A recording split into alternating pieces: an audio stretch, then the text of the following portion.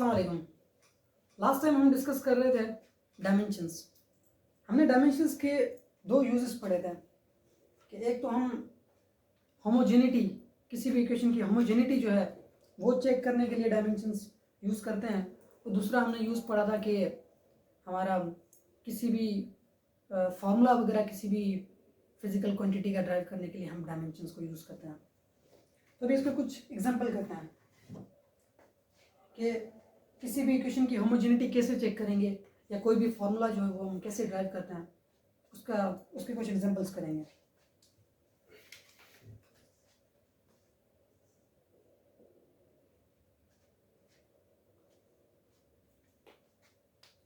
Question ये है कि हमारे पास आइंस्टाइन की famous equation E is equal to mc², वो हमें गिवन है और ये प्रूफ करना है कि ये डायमेंशनली करेक्ट इक्वेशन है या नहीं।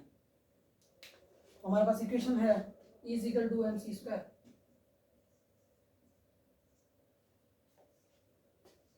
हमने लास्ट टाइम एनर्जी की डायमेंशन फाइंड की थी, और मास की हमें हमारी बेस क्वांटिटी है मास, तो इसलिए हमें उसकी तो गिवन है ऑलरेडी। और सी हमारे पास यहाँ पर स्पीड ऑफ लाइट है, और स्पीड ऑफ लाइट हमें पता है कि स्पीड ही है तो उसकी डायमेंशन L/1 होगी। तो हम क्या करेंगे, जो हमारी लेफ्ट हैंड साइड है उसकी डायमेंशन रखेंगे यहाँ पर, और जो राइट हैंड साइड है उसकी डायमेंशन रखेंगे, और चेक करेंगे कि क्या लेफ्ट हैंड साइड की जो डायमेंशन है वो हमारे पास राइट हैंड साइड की डायमेंशन के इक्वल हैं या नहीं। अगर वो दोनों इक्वल हैं तो हमारे पास जो इक्वेशन है वो डायमेंशनली करेक्ट है।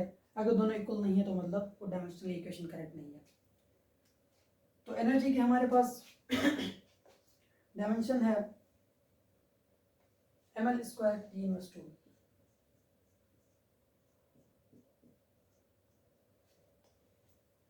लेफ्ट हैंड साइड पर हमारे पास ml² T−2, मास की डायमेंशन m, और स्पीड ऑफ लाइट स्पीड है तो उसकी डायमेंशन L/1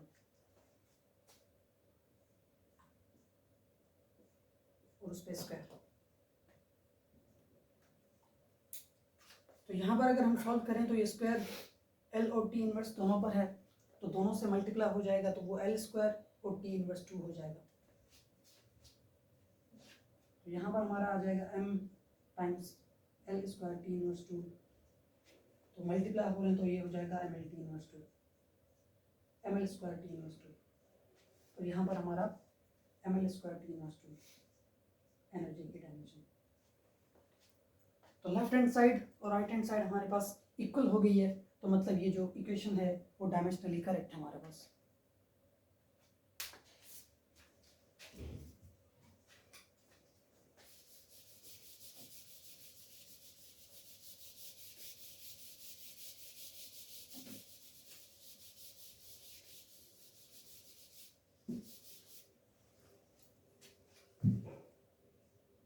दूसरा क्वेश्चन हमारे पास ये है कि हमें इक्वेशन ऑफ मोशन गिवन है। हमारे पास फर्स्ट इक्वेशन ऑफ मोशन है Vf is equal to Vi plus AT, और उसकी हमें कहता है कि ये डायमेंशनली इक्वेशन करेक्ट है या नहीं। तो इक्वेशन हमारे पास है Vf is equal to Vi plus AT। तो लेफ्ट हैंड साइड पर Vf है।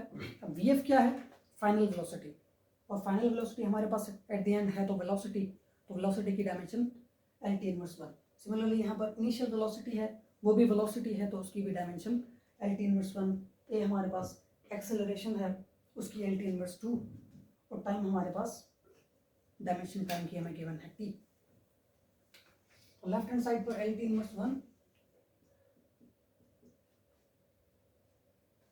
इनिशियल वेलोसिटी की L/1 plus acceleration L/2 times हमारे पास टाइम है तो उसकी डायमेंशन t। अब यहाँ पर L/2 मल्टीप्लाई हो रहा है t से, तो t की पावर सेम, बेस सेम है, पावर ऐड हो जाएंगे -2 + 1, तो ये हमारे पास हो जाएगा -1। यहाँ t की पावर 1 है, यहाँ पर -2 है, तो -2 + 1 -1 हो जाएगा, तो t की पावर -1। लेफ्ट हैंड साइड पर L/1 है, राइट हैंड साइड पर आ जाएगा L/1 प्लस यहाँ पर LT इनवर्स 1।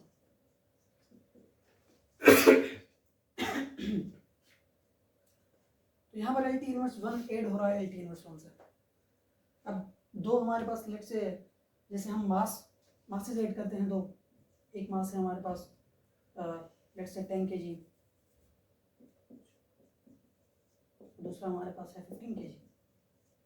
तो जब हम दो मासेस को ऐड कर रहे हैं तो एट दी एंड जो हमारे पास रिजल्ट निकलता है उसका भी हमारे पास यूनिट सेम होता है kg। सिमिलरली हमारे पास डायमेंशंस में भी ऐसा ही है। यहाँ पर LT इनवर्स 1 ऐड हो रहा है LT इनवर्स 1 से, तो हमारे पास सेम इनकी डायमेंशन आएगी LT इनवर्स 1। तो दो हमारे पास अगर फिजिकल क्वांटिटीज सेम मतलब ऐड हो रही हैं उनकी डायमेंशंस, तो हमारे पास at the end LT inverse same ही डायमेंशन आएगी। तो लेफ्ट हैंड साइड पर भी हमारे पास LT इनवर्स 1 था, राइट हैंड साइड पर भी हमारे पास LT इनवर्स 1 है। तो ये भी हमारे पास इक्वेशन जो है वो डायमेंशनली करेक्ट है।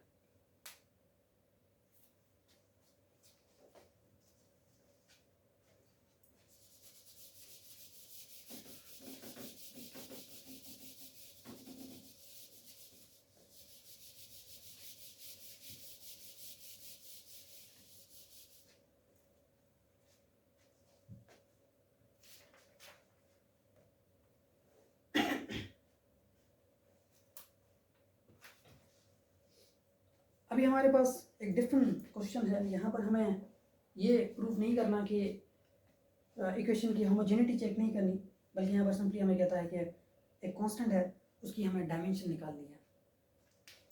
तो हमारे पास ग्रेविटेशनल फोर्स होती है और ग्रेविटेशनल फोर्स का फॉर्मूला है F=G m1m2/r²। तो वहाँ पर हमारा जो G है ग्रेविटेशनल कांस्टेंट, उसकी हमें कहता है कि डायमेंशन मालूम करें कि उसकी डायमेंशन क्या है।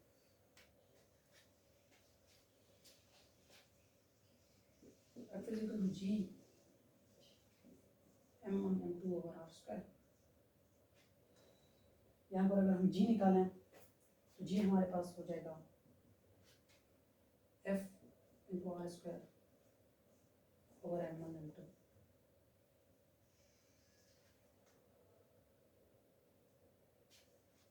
यहाँ पर अगर ग्रेविटेशनल कांस्टेंट की डायमेंशन निकालनी है तो हमें पता है कि फोर्स की डायमेंशन हमने लास्ट टाइम निकाली थी। फोर्स की डायमेंशन है mLT इनवर्स 2। तो फोर्स की mLT इनवर्स 2 टाइम्स r हमारे पास रेडियस ऑफ द अर्थ है। अब रेडियस ऑफ द अर्थ भी एट द एंड हमारे पास डिस्टेंस ही है। सेंटर ऑफ द अर्थ से लेकर जो अर्थ का हमारे पास एंड है वहाँ तक जो रेडियस, जो डिस्टेंस है, वो हमारे पास रेडियस है। तो डिस्टेंस है रेडियस, तो इसलिए हमारे पास उसकी डायमेंशन हो जाएगी L, और उस पर स्क्वायर है तो L²। मास की डायमेंशन m, और दो मासेस हैं m1 m2, तो मास टाइम्स मास।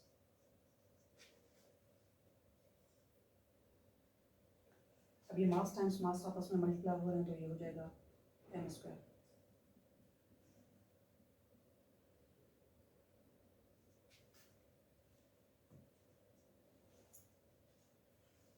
अब यहाँ पर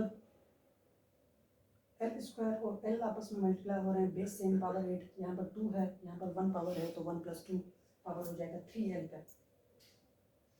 अब यहाँ पर बेस सेम है m, और अगर m को मैं ऊपर ले जाऊँ तो वो हो जाएगा m⁻²। तो ये हो जाएगा m पे यहाँ पर पावर 1, और ये ऊपर जाएगा तो -2। t की पावर सेम होगी इनवर्स 2, और L हमारे पास हो जाएगा 1 + 2। तो ये हो जाएगा m पे पावर -1, t इनवर्स 2 और L²। तो ये हमारे पास G की डायमेंशन आ जाएगी m inverse t inverse 2 L³, या कहेंगे m inverse L³ t inverse 2।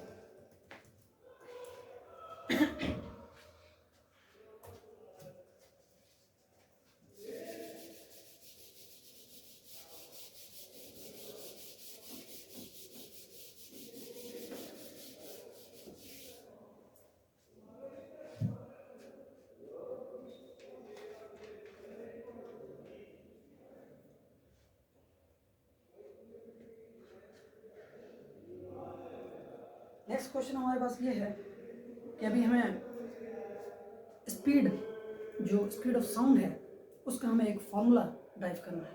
हमने दो यूजेस पढ़े थे, एक हमारे पास है कि किसी भी इक्वेशन की होमोजेनिटी चेक करना, उसके हमने दो एग्जांपल्स कर लिए। अभी नेक्स्ट हम करेंगे कि कैसे हम फॉर्मूला जो है वो ड्राइव करेंगे किसी भी फिजिकल क्वांटिटी का। तो यहाँ पर हमारे पास फिजिकल क्वांटिटी है स्पीड ऑफ साउंड, और उसका हम देखेंगे कैसे फॉर्मूला ड्राइव करते हैं टू डायमेंशंस। तो क्वेश्चन ये है कि स्पीड ऑफ साउंड हमें कहता है कि स्पीड ऑफ साउंड जो है वो हमारे पास डिपेंड करती है density of the medium, density of the medium पर डिपेंड करती है, और दूसरा हमारे पास मॉड्यूलस ऑफ इलास्टिसिटी पर डिपेंड करती है। और कहता है कि find the formula of speed of sound. कैसे करेंगे? हमें गिवन है कि speed of sound depends on modulus of elasticity and density of the medium. तो कोई भी चीज़, कोई भी फिजिकल क्वांटिटी अगर किसी दूसरी फिजिकल क्वांटिटी पर डिपेंड करती है तो उसको हम शो करते हैं प्रोपोर्शनलिटी से। तो यहाँ पर हम कहेंगे कि v स्पीड ऑफ साउंड जो है वो हमारे पास प्रोपोर्शनल है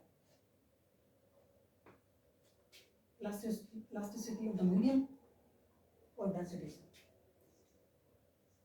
डेंसिटी का हमारे पास सिंबल रो आ जाता है, इलास्टिसिटी का ई। अब यहाँ पर प्रोपोर्शनलिटी तो हमें बताया गया है कि डिपेंड तो करती है, लेकिन क्या डायरेक्ट रिलेशन है या इनवर्स रिलेशन है, स्क्वायर रूट के साथ रिलेशन है, स्क्वायर के साथ रिलेशन है, वो हमें गिवन नहीं है। तो इसलिए हम क्या करेंगे, इनके ऊपर पावर डाल देंगे। कोई भी हम वेरिएबल रख सकते हैं, यहाँ पर हम रखते हैं ए और बी। यहाँ पर दो फिजिकल क्वांटिटीज हैं तो हमने दो वेरिएबल्स यूज़ किए, ए और बी। अगर तीन होते तो तीन, चार होते तो चार। अभी हमें ए और बी फाइंड करना है। ए और बी फाइंड कर लिया तो फिर पता चल जाएगा कि वेलोसिटी का रिलेशन क्या है इलास्टिसिटी ऑफ द मीडियम और डेंसिटी से। तो हमें ए और बी ये फाइंड करना है। कैसे करेंगे? हमें पता है कि जब भी हम प्रोपोर्शनलिटी रिमूव करते हैं तो हमारे पास एक कांस्टेंट आता है।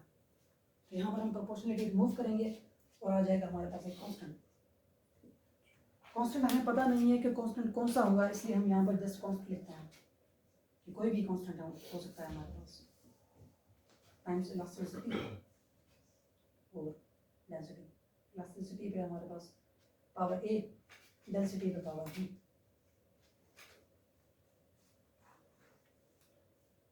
अब कैसे करेंगे? अभी हमें ए और बी फाइंड करना है। तो क्या करेंगे, हम इनकी डायमेंशंस पुट करेंगे। हमें वेलोसिटी की डायमेंशन पता है LT इनवर्स 1, तो वेलोसिटी की डायमेंशन हमारे पास आ गई LT इनवर्स 1। अब इलास्टिसिटी ऑफ द मीडियम क्या है? हमारे पास इलास्टिसिटी ऑफ द मीडियम है स्ट्रेस ओवर स्ट्रेन। अब इलास्टिसिटी क्या है वो हम आगे पढ़ेंगे आगे के चैप्टर्स में। यहाँ पर हम जस्ट उसको एक फॉर्मूला में यूज़ कर रहे हैं। स्ट्रेस क्या है? स्ट्रेस का फॉर्मूला होता है फोर्स ओवर एरिया, और जो स्ट्रेन है वो हमारे पास डायमेंशनलेस है। तो इलास्टिसिटी ऑफ द मीडियम हमारे पास है स्ट्रेस ओवर स्ट्रेन, क्योंकि स्ट्रेन की तो कोई डायमेंशन नहीं है, तो मतलब जो स्ट्रेस की डायमेंशन है वही हमारे पास इलास्टिसिटी ऑफ द मीडियम की डायमेंशन हो जाएगी। अब स्ट्रेस क्या है? Force over area. फोर्स की डायमेंशन हमें पता है MLT इनवर्स 2। एरिया की डायमेंशन हमारे पास L स्क्वायर है। तो यहाँ से हमें स्ट्रेस की डायमेंशन मिल जाएगी, और स्ट्रेस की डायमेंशन मिल गई तो हमें पता है कि जो स्ट्रेस की डायमेंशन है वही हमारे पास इलास्टिसिटी ऑफ द मीडियम की डायमेंशन है। तो फोर्स की डायमेंशन है MLT इनवर्स 2, एरिया की डायमेंशन है L स्क्वायर। तो एरिया नीचे डिवाइड कर रहा है, ऊपर ले जाएंगे पावर हो जाएगी L पावर -2। तो यहाँ पर +1 है और -2, तो हो जाएगा 1 - 2, हमारे पास -1, तो L पे पावर आ जाएगी -1। यहाँ पर हमारे पास स्ट्रेस की डायमेंशन हो जाएगी L इनवर्स T इनवर्स 2। अब स्ट्रेस की डायमेंशन आ गई, इलास्टिसिटी ऑफ द मीडियम की डायमेंशन हमें मिल गई, क्योंकि स्ट्रेन की तो डायमेंशन, स्ट्रेन हमारे पास डायमेंशन लेस है, तो मतलब जो भी स्ट्रेस की डायमेंशन है ML इनवर्स T इनवर्स 2 वही हमारे पास इलास्टिसिटी ऑफ द मीडियम की डायमेंशन है। तो यहाँ पर हमें इलास्टिसिटी ऑफ द मीडियम की डायमेंशन तो मिल गई। अब डेंसिटी की डायमेंशन क्या है? डेंसिटी हमारे पास होता है मास ओवर वॉल्यूम।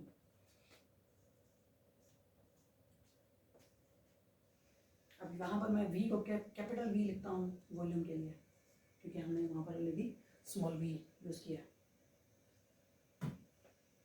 अब डेंसिटी हमारे पास तीन तरह की होती है।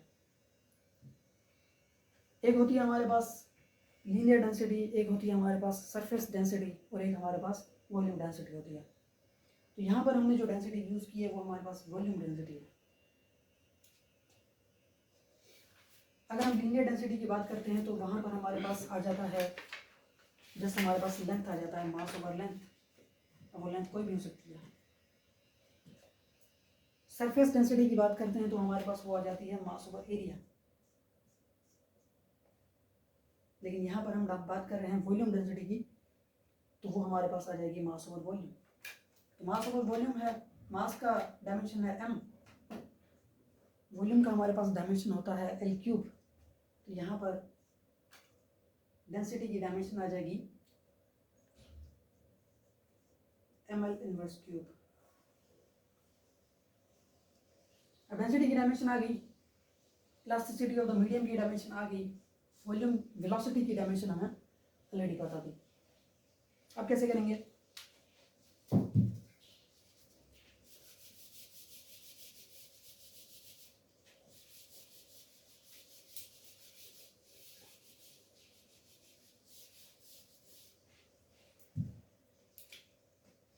डेंसिटी की डायमेंशन यहाँ पर लिखी हुई है, और वो हमारे पास इलास्टिसिटी ऑफ द मीडियम की डायमेंशन थी ml इनवर्स T इनवर्स 2।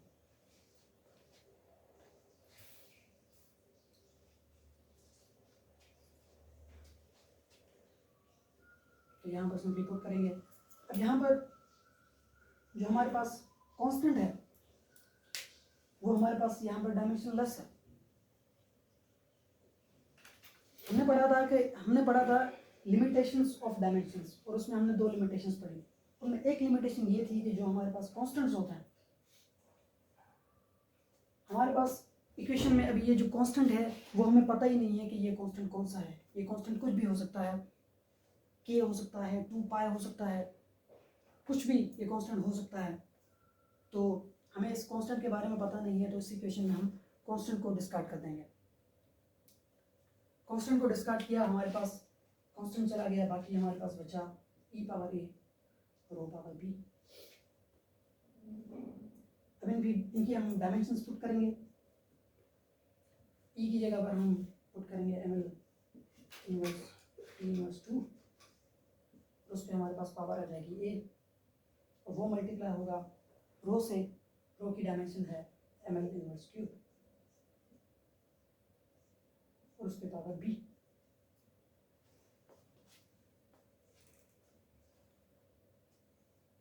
अब यहाँ पर a पावर में है तो वो a सबसे मल्टीप्लाई हो जाएगा। जिस लाइक अगर यहाँ पर 2 होता तो हम 2 को m से भी मल्टीप्लाई करते हैं, l से, t से, n से मल्टीप्लाई करते हैं।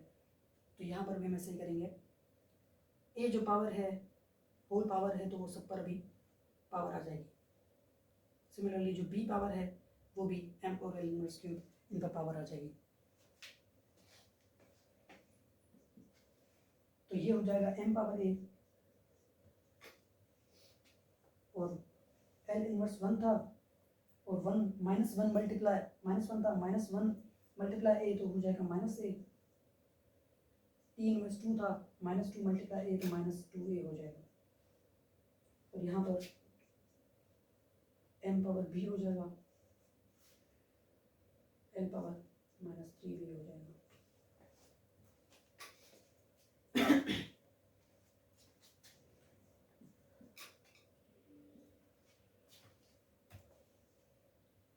अब हम क्या करेंगे? अब ये स्टेप बहुत ज़्यादा इंपॉर्टेंट है। अभी हम जो पावर्स हैं वो इक्वेट करेंगे।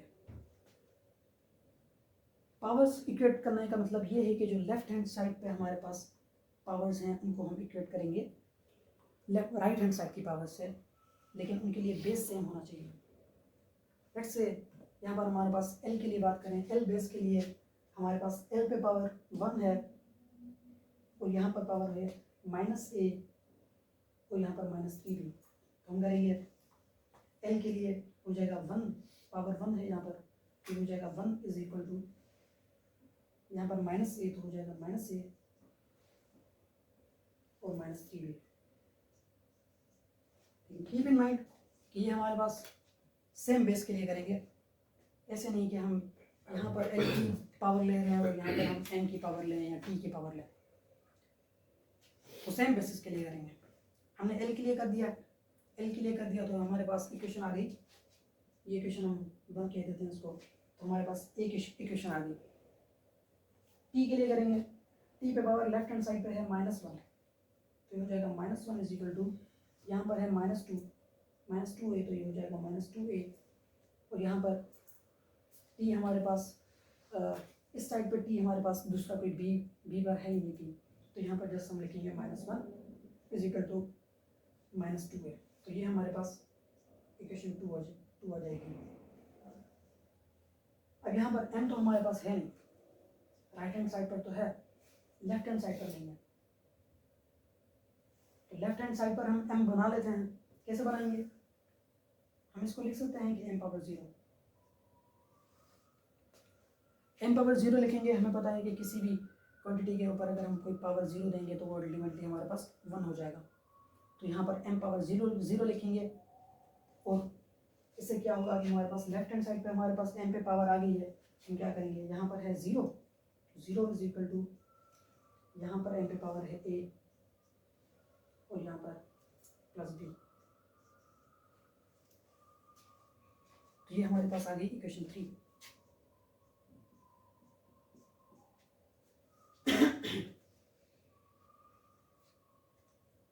तो ये हमारे पास 3 इक्वेशंस आ गई। हमारे पास 2 वेरिएबल्स हैं और इक्वेशन 3 है, तो हम इनमें से कोई भी 2 इक्वेशंस यूज करेंगे। सबसे पहले यहाँ पर हमारे पास सिर्फ a है, दूसरी इक्वेशन में b है नहीं, तो वहाँ से हम a निकाल लेते हैं। इक्वेशन हमारे पास है -1 इज इक्वल टू -2a, तो ये -1 हमारे पास -2a से मल्टीप्लाई हो रहा है, वहाँ जाकर -2 यहाँ पर डिवाइड हो जाएगा, तो ये आ जाएगा -1 और -2 इज इक्वल टू a, और ये -1 कैंसिल हो जाएगा और ये हो जाएगा हमारे पास 1/2। तो इक्वेशन 2 से हमने a निकाल लिया, a हमारे पास आ गया 1/2।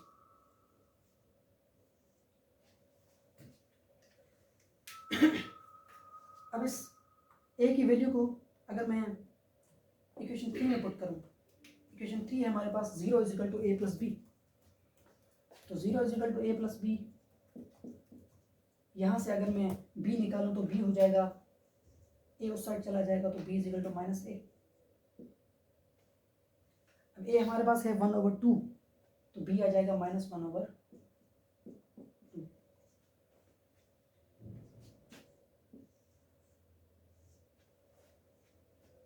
तो a भी मिल गया, b भी मिल गया। अब सिंपली हम a और b को पुट करेंगे यहाँ पर इस इक्वेशन में।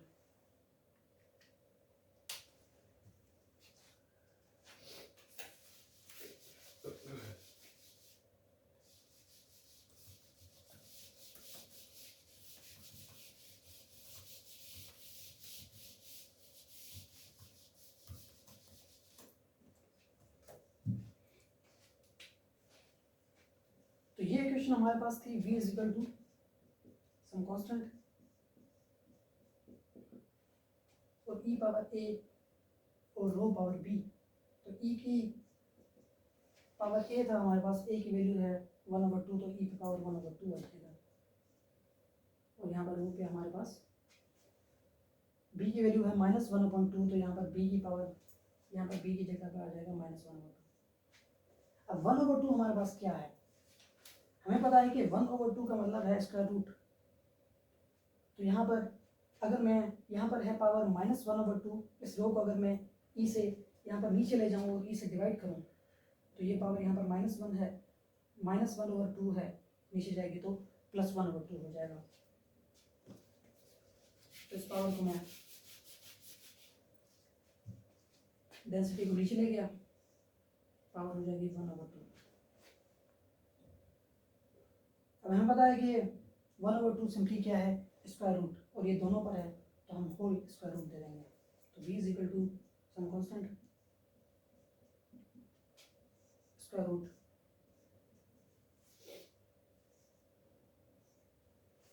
ई ओवर रो। तो ये हमारे पास फॉर्मूला आ गया स्पीड ऑफ साउंड का।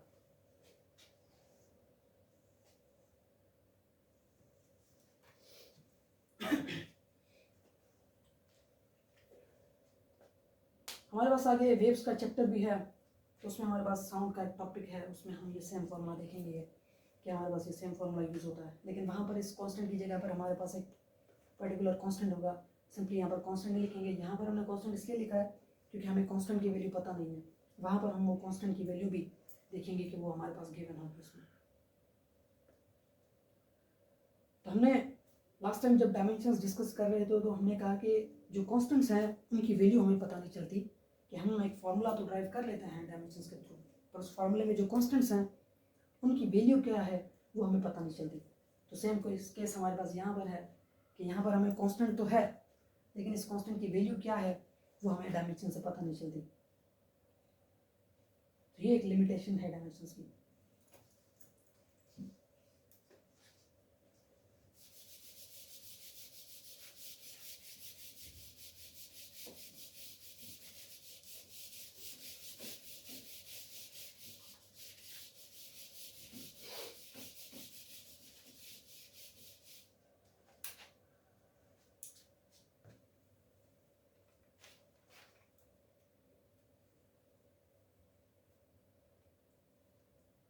नेक्स्ट क्वेश्चन हमारे पास क्या है, कहता है कि एक पार्टिकल है जो कि मूव कर रहा है सर्कल में, और उस पार्टिकल की एक्सेलरेशन हमें कहता है कि वो डिपेंड करती है रेडियस ऑफ द सर्कल और वेलोसिटी ऑफ द पार्टिकल। हमें वेलोसिटी और रेडियस का बताया गया है कि एक्सेलरेशन हमारे पास डिपेंड कर रही है वेलोसिटी और रेडियस पर। और तो कहता है कि एक्सेलरेशन की फार्मूला ड्राइव करें थ्रू डायमेंशंस। कैसे करेंगे, हमें गिवन है एक्सेलरेशन डिपेंड्स ऑन वेलोसिटी, इस पर कोई भी हम पावर दे देते हैं, लेट्स से मैं कहता हूँ m, और यहाँ पर रेडियस पे पावर n। कोई भी वेरिएबल यूज कर सकते हैं, मैंने यहाँ पर m और n यूज किया। सेम केस प्रोपोर्शनलिटी हमें गिवन है, प्रोपोर्शनलिटी हटाएंगे तो कोई कांस्टेंट आएगा, a is equal to some constant v power m r power n। तो कांस्टेंट हमें सेम वही कांस्टेंट हम डिस्कार्ड करेंगे यहाँ पर, और फिर डायमेंशंस की वैल्यूज पुट करेंगे। अब यहाँ पर हमें तीनों की डायमेंशंस ऑलरेडी पता है। एक्सेलरेशन है, हमें पता है कि एक्सेलरेशन की हमने लास्ट टाइम डायमेंशन देखी थी कि वो हमारे पास आती है L/2। वेलोसिटी है, वेलोसिटी की डायमेंशन L/1 पावर m। अब रेडियस है, radius of the circle, radius क्या है, रेडियस भी एट द एंड हमारे पास लेंथ ही होती है कि ये एक सर्कल है तो उसके सेंटर से लेकर जो हमारे पास सर्कमफेरेंस है वहाँ तक का जो डिस्टेंस है वो हम कहते हैं रेडियस है। तो ये हमारे पास डिस्टेंस है, और डिस्टेंस की डायमेंशन हमें तक पता है कि वो लेंथ हमारे पास L होती है डायमेंशन डिस्टेंस की। तो यहाँ पर आ जाएगा L पावर n। अब ये पावर जो है वो हम डिस्ट्रीब्यूट कर लेंगे सब पर। यहाँ पर लेफ्ट हैंड साइड पर L/2 सेम रहेगा, L power m t power -m और L पावर n हो जाएगा। अब कैसे करेंगे, अब यहाँ पर हमें दो वेरिएबल्स हैं और दो ही हमारे पास यहाँ पर फिजिकल क्वांटिटीज हैं L और T। तो यहाँ पर सिंपली हमारे पास दो इक्वेशंस बनेंगे, वही करेंगे, इक्वेट करेंगे इन वेरिएबल्स के लिए, पावर्स इक्वेट करेंगे। लेफ्ट हैंड साइड पर अगर हम एल को देखें बेस, एल बेस के लिए यहाँ पर एल पे पावर है 1, तो 1 इज इक्वल टू यहाँ पर एल पे पावर है m और यहाँ पर प्लस n। तो फर्स्ट इक्वेशन हमारे पास आ गई 1 is equal to m plus n। अब t के लिए हमारे पास t पे पावर है लेफ्ट हैंड साइड पर -2, तो -2 इज इक्वल टू यहाँ पर हमारे पास t पे पावर है -m। तो यहाँ पर ये माइनस माइनस कैंसिल हो जाएगा और हमारे पास m मिल जाएगा, m इज इक्वल टू 2। अब m इज इक्वल टू 2 मिल गया। अब इसको हम इक्वेशन 1 में पुट करेंगे, तो यहाँ पर हमारे पास आ जाएगा 1 is equal to 2 plus m। तो यहाँ पर 2 प्लस n है, 2 इस साइड जाएगा, 1 माइनस 2 हो जाएगा, तो 1 minus 2 is equal to n, तो ये हो जाएगा -1। तो n हमारे पास आ जाएगा -1, m आ गया 2।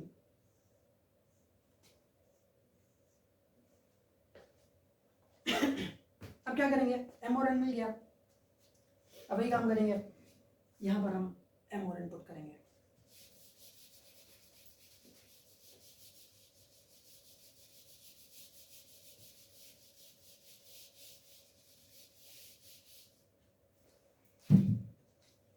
Acceleration is equal to some constant v पे पावर m है और m की वैल्यू है 2, तो v स्क्वायर हो जाएगा, और r पे पावर -1, m की वैल्यू -1 है तो पावर -1। अब यहाँ पर पावर -1 है, नीचे ले जाएंगे +1 हो जाएगा, तो is equal to some constant v square over r।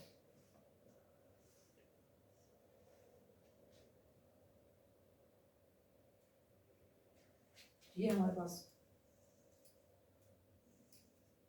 Acceleration आ गई उस पार्टिकल की जो एक सर्कल में मूव कर रहा है विथ यूनिफॉर्म वेलोसिटी। अब ये भी हम फॉर्मूला आगे देखेंगे जब हम वेव्स पढ़ेंगे और सिंपल हार्मोनिक मोशन वगैरह आगे चैप्टर्स पढ़ेंगे, तो उसमें हमारे पास ये फॉर्मूला यूज़ होगा, और वहाँ पर भी हमारे पास कांस्टेंट की कुछ ना कुछ वैल्यू होगी।